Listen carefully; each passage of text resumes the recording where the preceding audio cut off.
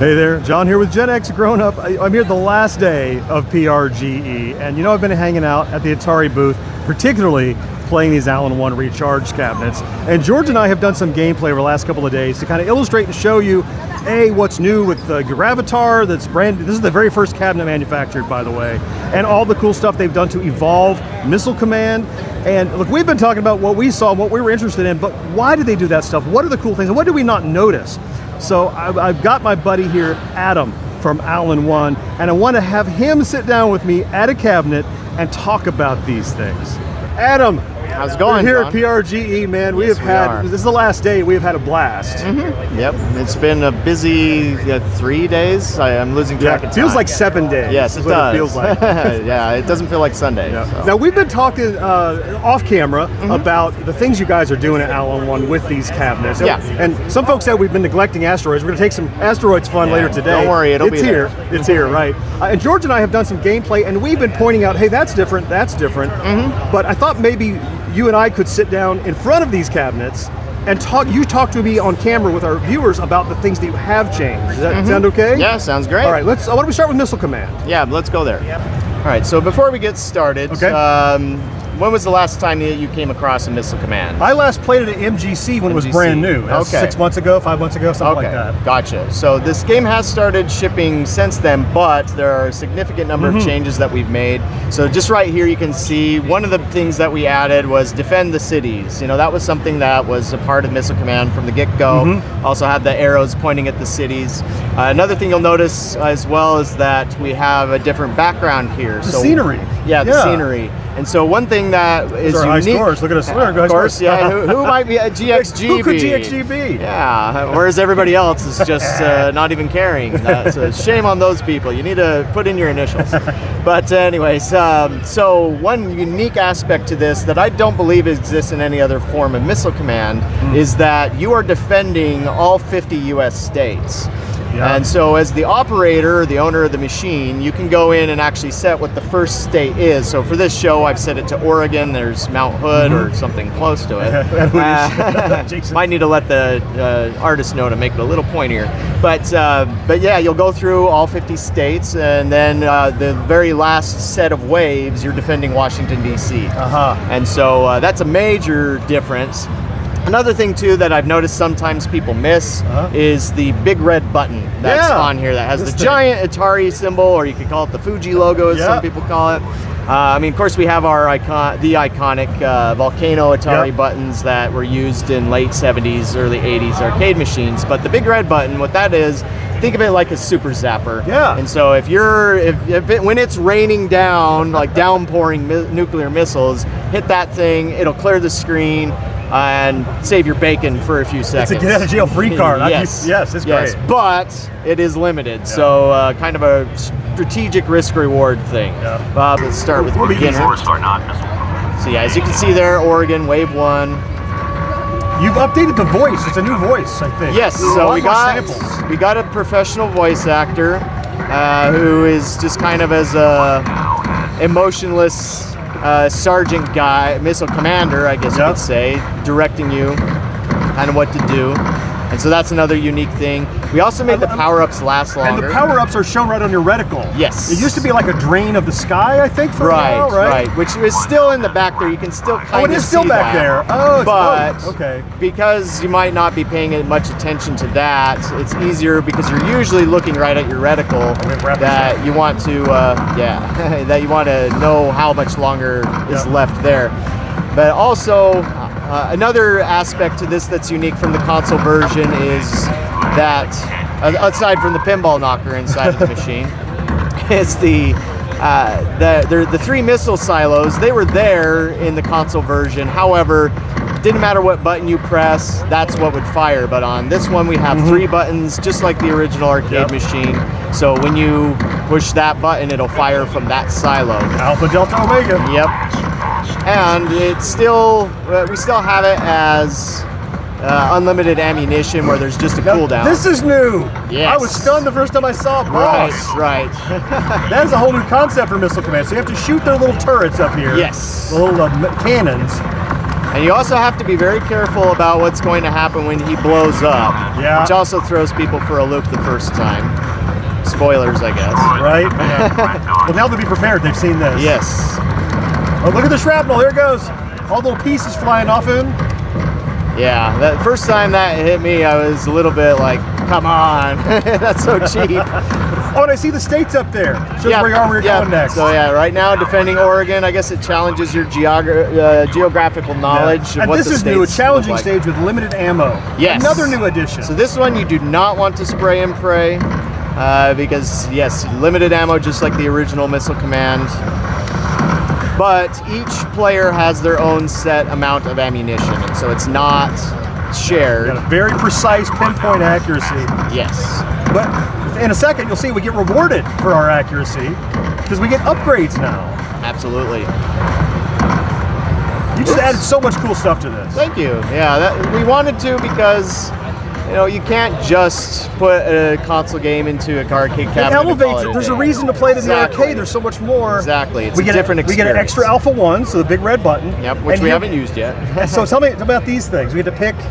So yeah, so in the console version there are upgrades, but this is our way of integrating it. Kind of like there were a lot of games in the 90s and some in the 80s that did this, and so you can choose, do I want faster missile speed, reload, bigger blast radius, or a faster silo rebuild. The rebuild would be for if your silo gets nuked, so it'll come back faster. And it shows your upgrade status here under your score. And so as you play, if you keep those upgrades or keep building on those upgrades, it helps you keep pace with the intensity that's going on. And it encourages you to keep putting in quarters, keep playing, keep working on that high score. Just like a good old arcade game's supposed to do. Yep.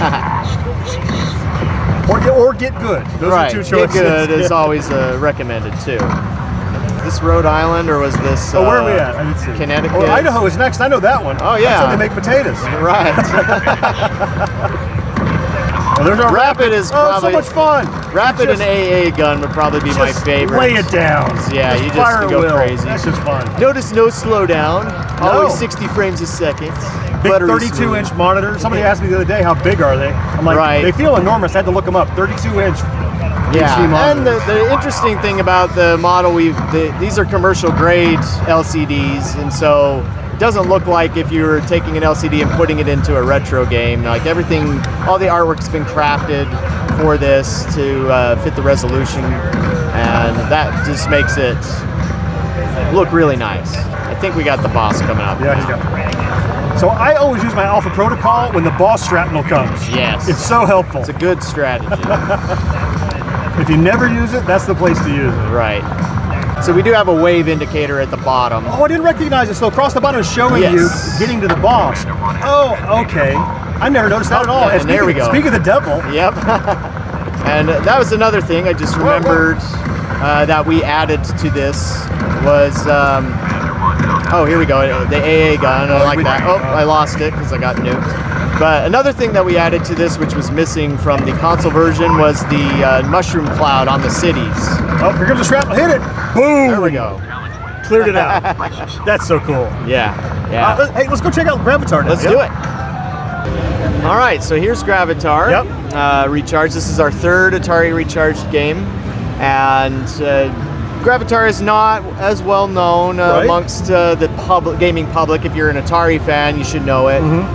It has a reputation for being a notoriously brutally difficult game. So in the arcade, it was a vector game that was pretty tough. And people say, oh my God, there's gravity. It's called Gravitar, right? Right. Now, when they made the Recharged game a couple of years ago, they kind of relaxed that a bit. Not the difficulty so much, but they made it a more like methodical exploration game of an adventure. So what kind of approach did you and Alan-1 take to bring this back to the arcade and make it more action-packed and more level-based? Right.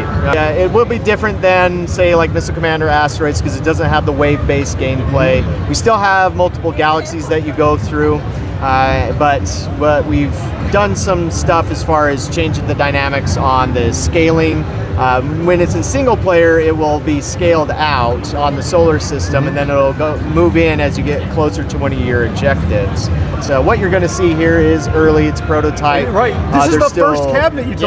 Yeah. This is literally cabinet number 1 It of is. Gravitar. And so things will change about the artwork, things will also change about the software, because this is the first time we've been able to get any public feedback on it. Look how far Missile Command came in a couple of months. This is brand exactly. new. Yeah. Or if you were one of those few that was able to play Asteroids when we first brought it along. Evolved. Even though we made some changes to it at the first show where it appeared, it changed a lot more between then and the production model. But yeah, so you can be, if it's your first time playing Gravitar, definitely do beginners. Don't take on advanced, unless you like to get punished. And then there we go. And so with 2-player, it does have us zoomed in. It's always recommended to take a little bit of time to figure out the controls, familiarize yourself with that, because you can feel a little bit of pull of gravity. There's actually a little bit of gravity coming from the debris field out here. There's some from the sun. Now another thing is like, this is what happens if you just sit around like you wanting to explore, it'll automatically throw you, send you somewhere there. Yeah. We've added the voices, that robotic voice to it as well, and there's quite a few lines. And each level, of course, just like the original release, has its own goal. So right here, we're trying to activate 3 beacons. Yep. Sometimes you're defeating enemies, sometimes you're gathering intel or triggering the reactor. So variety. So yeah, one strategy in Gravitar, because you do have a fuel gauge, is and see, this is where the gravity just kind of... Yeah, it gets you. If you're not paying attention. It makes you pay attention and fly the ship. It's not just autopilot. I love the extra strategy. Yeah. We got one more beacon up here.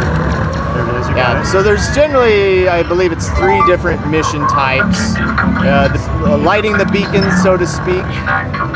Survivors safe. So we've saved them, so now we can leave? Is that right? Yeah, Okay. I mean, we can leave as soon as the objective's complete, but you want to get the survivors for extra points. Right. And the little flags on there, this would be like a little tidbit of info that isn't explained by the game. They'll have little flags from different countries, and so those actually represent some of the people that are on the Alan-1 team, and so like... their nation of origin? Yeah. Oh, cool. And so like there's a flag for Lebanon, a flag for Argentina, one for India. Easter egg. Now all this voice, I think, is new. That wasn't in the game before, right? No, it wasn't. So it was all pretty silent. Yep. And so like that's something we've added to every single game, or voiceovers. It narrates, it encourages you, it tells you what you've done. Right, because one thing that is the reality of arcade gaming is that people don't like to read a lot of text. and sometimes people, maybe it's a kid who doesn't read yet, or maybe English isn't their first language, or they don't speak it at all. Okay. And so but having that audio cue often helps, where you might understand the voice more than you understand the text. I mean, it varies, of course. Oh crap! Fuel. Let's see. So here's another objective where we have to destroy all enemies. Yeah. Oh crap! Oh, careful! Now you're fueled up. Yeah. That's the silver lining when you die. It refuels your fuel tank. Oh, there's the Wilhelm scream. Yes, that's what happens if you hit one of the escape pods. So try not to do that. Now notice this tether is pulling us closer together. Yeah. So you really need to work together. You can't go off willy-nilly in different directions. Right. Because they'll try to like pull you together. Duel. Yeah. Steel intelligence. All right. Okay, and here's the third style. Or I guess there's 4. Oh, you go that way? Okay. Yeah. So over here is where we have the entrance to this first spaceship. Now, on later levels, there are different spaceship designs. So in the console version of the game, I believe it does have gravity in here, but we deactivated that just to make it that's kind of you. Slightly easier.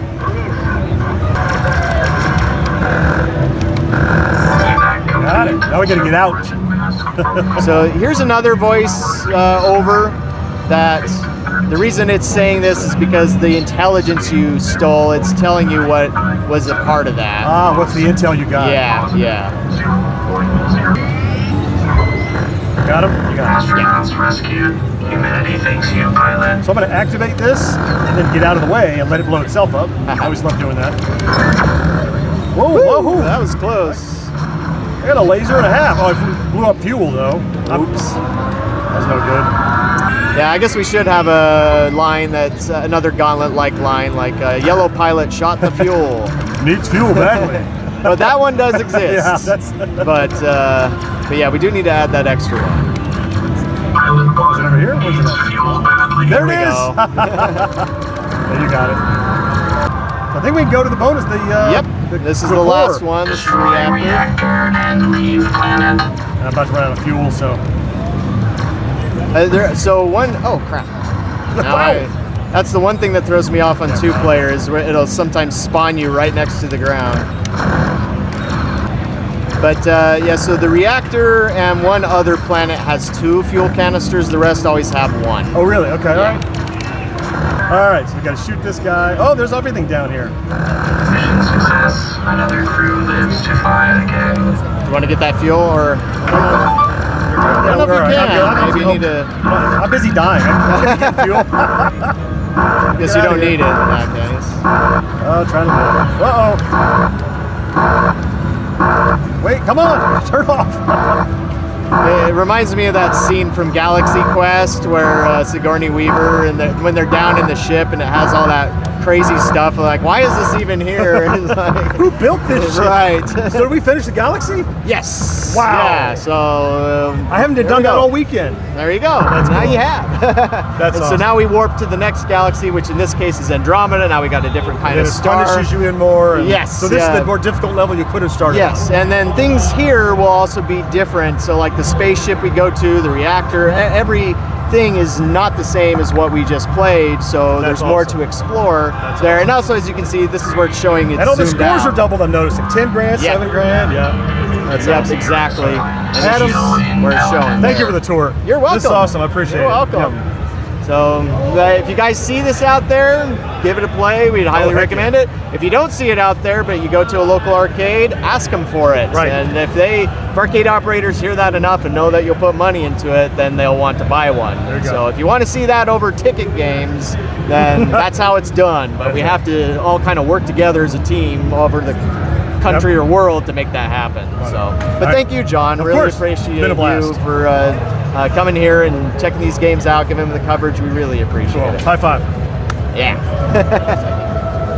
It's really cool to see how they continue to evolve and build on these cabinets. And because they're hooked up to the internet with that MLES system, they're getting updates all the time in real time. You know, they're getting their new firmware and new codes and new features that are coming along. So if you see one in your arcade and you're like, yeah, I played it, you're gonna go check it out again because Alan-1 continues to iterate on these. Now this is the last day of PRGE. I'm gonna get as much content out for you before the end of the day. It has been so much fun to come out here. I'm so grateful to Alan-1 to help us come to PRGE, and it's been my pleasure to stand around and play these cabinets and work on my skills on these recharge caps. So when I see them in the wild now, I'm gonna have a little leg up because I've had free play all weekend here.